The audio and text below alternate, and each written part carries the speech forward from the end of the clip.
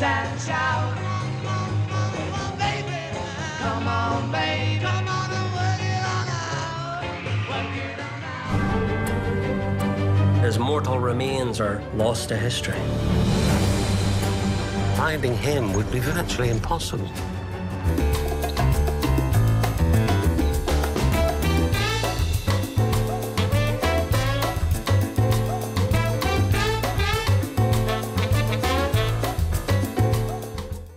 Les 60 ans de la Beatlemania, le nouveau film de Stephen Frears et les plus grands artistes dans le viseur du photographe Irving Penn. C'est le programme de ce nouveau numéro de À l'affiche. Bienvenue à tous. On commence donc avec les Beatles. Il y a tout juste 60 ans, sortait le premier album du groupe le plus important du XXe siècle. L'occasion d'un retour à Liverpool en Angleterre, là où tout a commencé. 292 fois, ils sont montés sur cette scène. On fait résonner leur guitare. Ici, au fond d'une cave de Liverpool, est née la bande-son des années 60.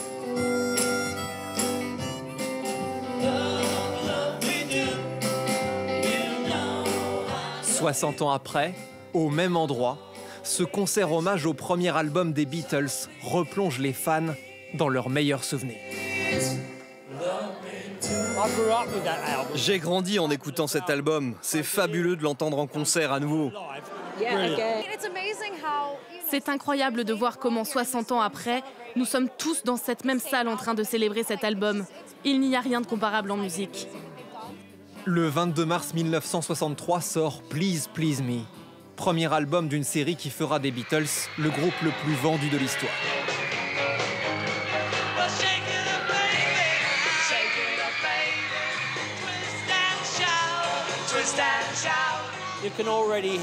On entend déjà à quel point ces garçons sont futés, les accords sont tendus, les arrangements sont malins. Ce n'est que leur premier album, et ce sont des choses que les autres groupes ne savaient pas faire à l'époque.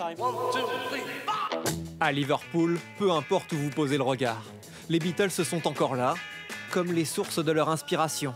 Strawberry Fields. C'est cet ancien pensionnat de l'armée du salut. Penny Lane, le nom du terminus de l'autobus qu'empruntait John Lennon.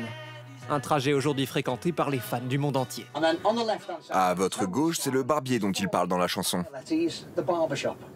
23 ans que Neil Brannan partage son amour des Beatles sur les traces du groupe. C'est un endroit qui existe, pas juste inventé pour une chanson. Ils ont puisé leur inspiration dans leurs souvenirs d'enfance et c'est ce qui rend tout ça réel et mémorable.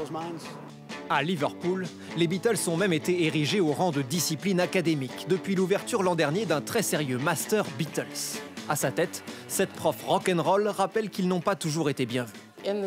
Dans les années 60-70, beaucoup de gens en ont voulu aux Beatles et disaient qu'ils avaient abandonné Liverpool, car leur succès a coïncidé avec la crise et le déclin économique. Depuis, tout est pardonné.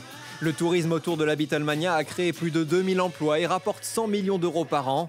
Liverpool a cessé d'appeler à l'aide. On reste de l'autre côté de la Manche avec l'un des cinéastes britanniques les plus reconnus, Stephen Frears, à qui l'on doit High Fidelity ou encore Les Liaisons dangereuses. Le réalisateur est de retour avec The Lost King, l'histoire vraie d'une historienne amateur obsédée par le roi Richard III. Can't afford for you to be out of work. Have no delight to pass away the time, unless to spy my shadow in the sun and descant on mine own deformity. I've had an idea. I've been doing a lot of research. All the information I need to find him, well, it's all out there. I know I can find him. Who? Richard. Richard who? The third. The king.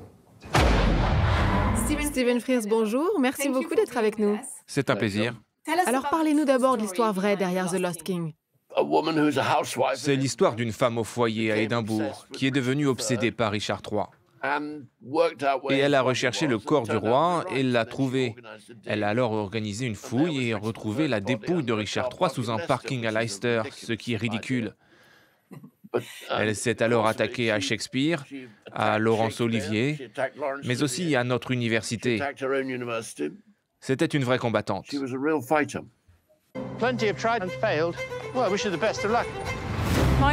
Je m'appelle Philippa Langlais. Je suis aujourd'hui sur le tournage du film The Lost King et j'ai mené les recherches pour retrouver Richard III. How can you possibly find him on your own? The key is in the city archives. Quelqu'un vient vous voir pour vous dire qu'il aimerait raconter votre histoire, que ça l'intéresse. Mais pendant un instant, vous vous dites que ça ne peut pas être vrai. C'est très irréel. Even from my perspective, this is starting to look a bit like an unhealthy obsession. I can't believe you just said that. I'm doing this for you. Do you know what people say about you? Well, I'm sure it's not particularly flattering. Alors The Lost King ne parle pas uniquement de la découverte incroyable de la dépouille de Richard III 500 ans après sa mort, c'est aussi l'histoire d'une femme qui essaye de se trouver elle-même. Racontez-nous. Eh bien, c'est une femme qui a élevé 2 enfants et qui, je pense, vit dans l'ombre de son mari. Ou bien sa vie est dévouée à ses enfants, ce qui veut dire qu'elle n'a d'une certaine façon pas pu exprimer qui elle est. Puis elle découvre une manière excentrique de le faire avec cette espèce d'erreur commise par l'histoire britannique. But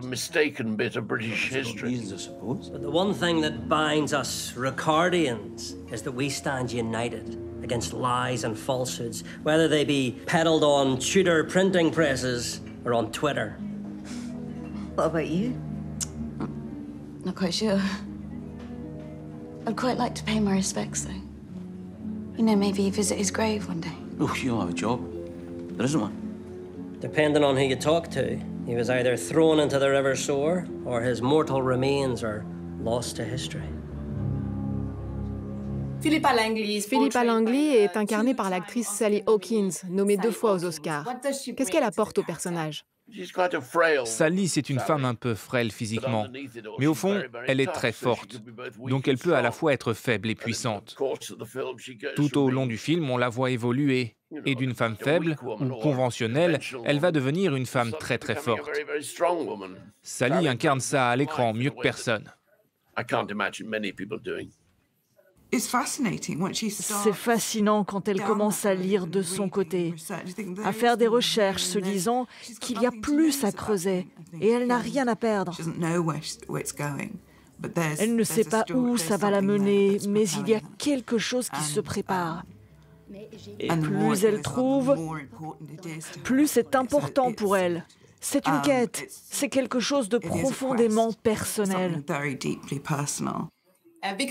Confident Royal, Florence Foster Jenkins, The Programme, Philomena, vos derniers films sont tous basés sur des histoires vraies. Pourquoi pensez-vous que les histoires vraies font de meilleurs films? Je n'en ai pas la moindre idée, mais les gens sont devenus très accros aux histoires basées sur des faits réels. Peut-être est-ce parce que la télévision est au cœur de nos vies, ou peut-être parce que la vie réelle est plus dramatique que la fiction actuellement. Dans votre filmographie, on retrouve Richard III, la reine Victoria, Élisabeth II. Qu'est-ce qui vous passionne le plus à propos de la monarchie britannique? Si vous êtes anglais comme moi et que vous grandissez dans le système britannique, on vous apprend les rois et les reines et d'une certaine façon, ils dominent votre vie. Même le timbre que vous collez sur une enveloppe est à l'effigie de la reine. Donc la reine a une influence presque illimitée sur les vies de personnes comme moi. Je ne suis pas monarchiste ou quelque chose comme ça, mais je constate qu'ils ont été simplement là, dans ma vie, autant que n'importe qui. Merci beaucoup, Stephen Frears. Et bravo pour The Lost King.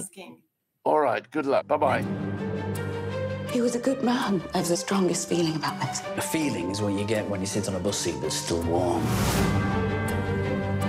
His mortal remains are lost to history. Finding him would be virtually impossible. I feel like I'm being cuckolded by a ghost. Il était l'un des plus grands photographes de mode au monde. L'Américain Irving Penn est au cœur d'une exposition à découvrir en ce moment à Deauville. De ses toutes premières photographies prises en 1939 dans les rues de New York à ses derniers clichés dans les années 2000 pour le magazine Vogue. Une belle occasion de revenir sur la carrière de cet artiste iconique. Reportage de Valériane Gauthier et Emerald Maxwell.